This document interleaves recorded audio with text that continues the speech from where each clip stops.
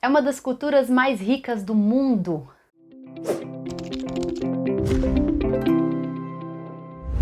Olá, culturonautas! Dando continuidade para os nossos estudos sobre arte na Idade Antiga, eu vim falar nesse vídeo aqui sobre a Índia. Pois é, nesse mesmo período histórico que rolou Egito, Mesopotâmia, os povos pré-colombianos aqui nas Américas, tinha mais coisas relativamente semelhantes acontecendo no mundo, na Índia, na China. Então, bora fazer um mergulho aqui nessa Índia antiga. Mas antes da gente mergulhar, já se inscreve aqui no canal e ativa o sininho de notificação para a gente ficar conectados, beleza? Gente, então, se você já acompanhou aí os vídeos anteriores, já deu para você perceber que existem algumas características em comum no que diz respeito a essas civilizações antigas. Tudo começa com a escrita, que é o marco determinante da Idade Antiga, que tem relação com o comércio, com os registros comerciais, tem a agricultura se estabelecendo e uma relação profunda com o rio, com as águas que nutrem essas plantações e a própria cidade. E tem a religiosidade, que geralmente é muito relacionada com a própria natureza, certo? Tá. A Índia não difere em nada desses pontos, mas então vamos falar das características expressivas únicas desses povos de lá. A primeira escrita que surgiu lá foi a Brahmi, ou Brâmica, e ela deu origem a todas as outras escritas que pintaram por lá depois. A história de lá começa por volta de 3300 a.C., nos arredores do rio Indo, que deu nome ao país. A história da Índia abrange todo o subcontinente indiano e corresponde às atuais repúblicas do Paquistão, Sri Lanka, Bangladesh, Índia, Nepal e Butão. É uma região que até hoje tem uma expressão da sua espiritualidade muito forte, e isso é um fator determinante para essas sociedades, permeia tudo na vida dessas pessoas. Toda a cultura indiana é um reflexo dessa espiritualidade e eu vou te contar aqui um pouquinho sobre como isso foi se estruturando. Uma das primeiras sociedades a se formar ali no Vale do Indo foi organizada por um povo conhecido como Drávida.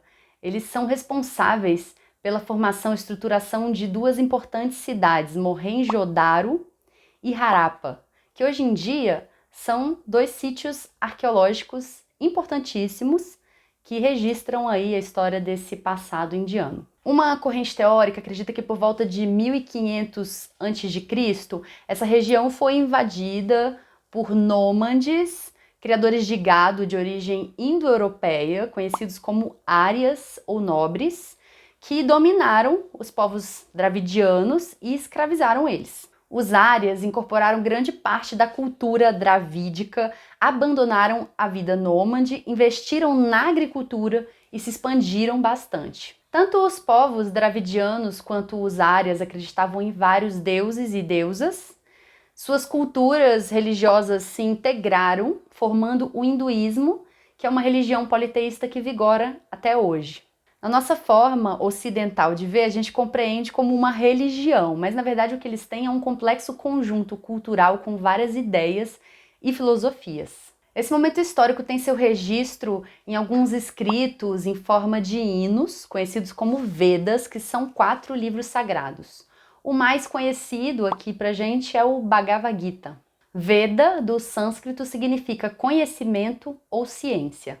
A Ayurveda, ou ciência da vida, é a medicina milenar indiana, um dos mais antigos sistemas medicinais da humanidade, que cuida do corpo, da mente, da alma, né, através da alimentação, de purificações, de meditação, massagens, fitoterapia e outras coisas.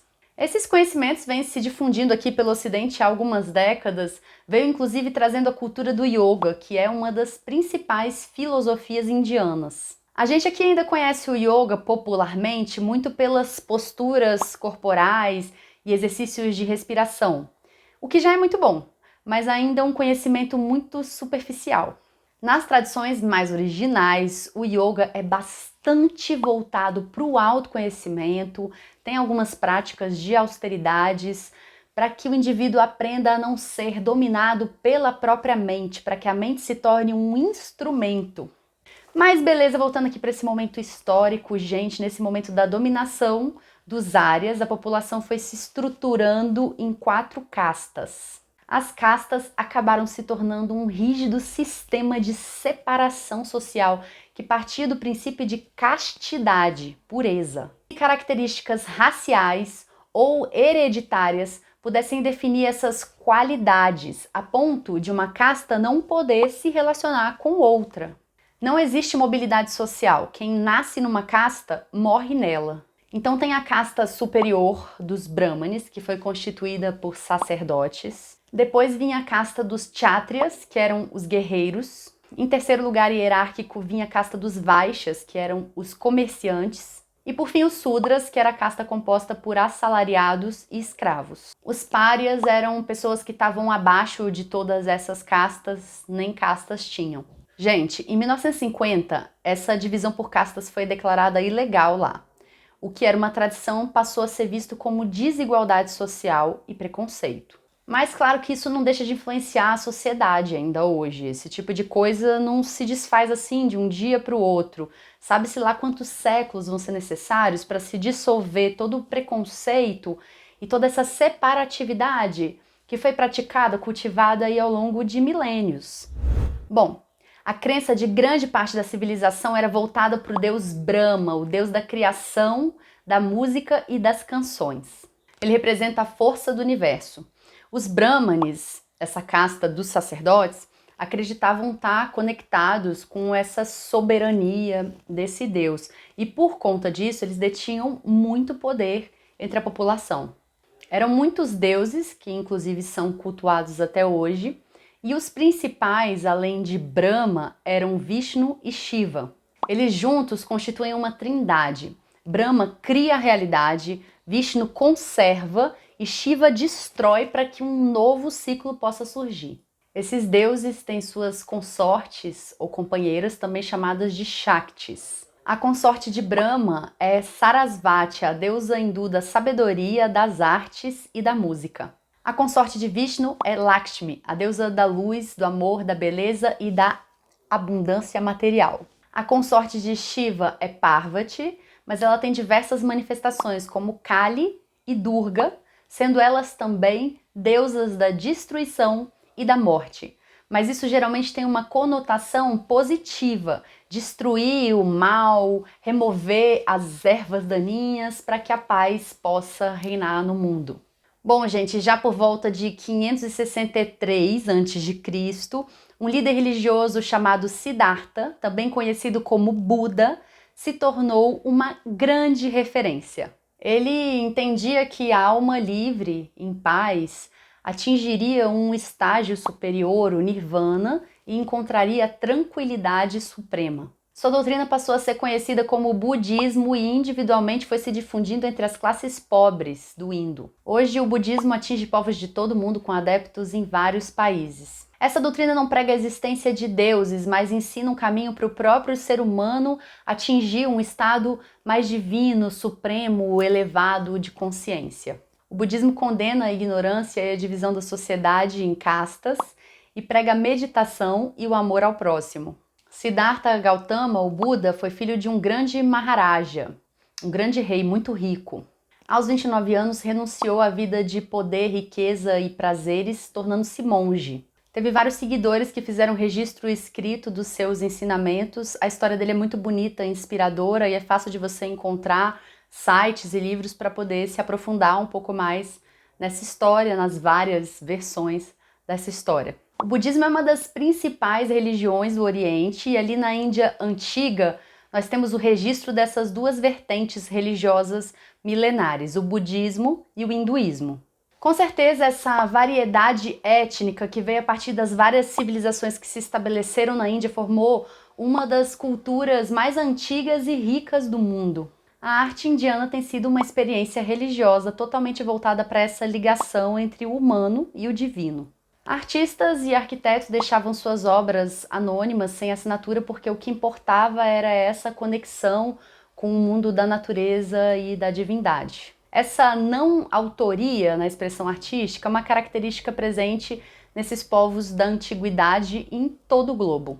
A escultura é a principal manifestação artística dessas representações desse período mais antigo. A arquitetura também é bastante expressiva, inclusive muitas vezes adornada com esculturas e tal.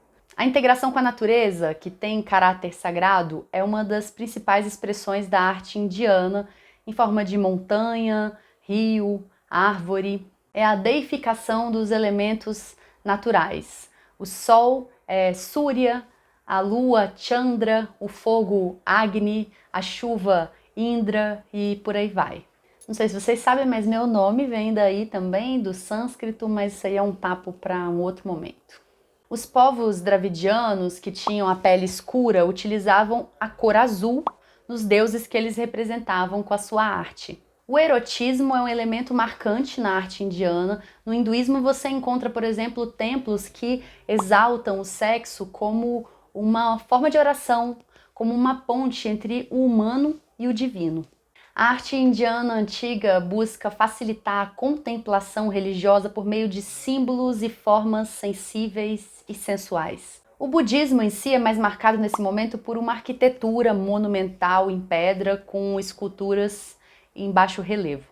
Gente, eles produzem seda há mais de 5.000 anos. Foi uma mercadoria que eles comercializaram muito ao longo da história e até hoje. As vestimentas indianas são um espetáculo em si, e as mulheres utilizam desde a Idade Antiga o sari, que é um tecido, um pano de 6 metros de comprimento, que elas utilizam como vestimenta, fazendo alguns arranjos e dobras. Um outro elemento artístico indiano que data da antiguidade é a pintura corporal com rena. Esse trabalho, que hoje em dia se popularizou como uma espécie de tatuagem temporária, é na verdade uma arte milenar conhecida como Mehandi ou Mendi. É uma arte relacionada ao feminino e era uma coisa muito cotidiana, corriqueira, e por isso não tem muitos registros históricos. Mas tinha também um aspecto de intenção ritual, magística. Cada símbolo tinha um significado que ficaria ali reverberando na pele da pessoa durante aquele período temporário que ela permanece ali. A rena é o cosmético mais antigo que existe, é um antisséptico natural, fortalecedor do cabelo, da pele, das unhas. Foi a primeira tintura de cabelo exportada para o mundo inteiro na época e é uma planta considerada sagrada para esses povos. São pinturas muito utilizadas em rituais e festas de casamento e parecem verdadeiras rendas. Hoje em dia, inclusive, tem uma artista russa que trabalha com uma rena branca, mas isso é um assunto pra gente tratar num outro vídeo, que em breve eu vou postar um vídeo aqui falando sobre a história da tatuagem. O que você acha? Gente, isso tudo é a Índia antiga. Claro que depois disso muita coisa aconteceu, outras religiões chegaram por lá, outras vertentes, subdivisões, enfim. Mas o foco desse vídeo é antiguidade mesmo. Gostou desse conteúdo? Então deixa seu like, deixa seus comentários, me diz suas impressões, ou se tem alguma coisa que você gostaria que eu aprofundasse um pouco mais, quem sabe eu faço um vídeo mais específico só sobre esse tema, tá bom? E se inscreve, ativa o sininho para ficar sabendo das novidades e até o próximo vídeo.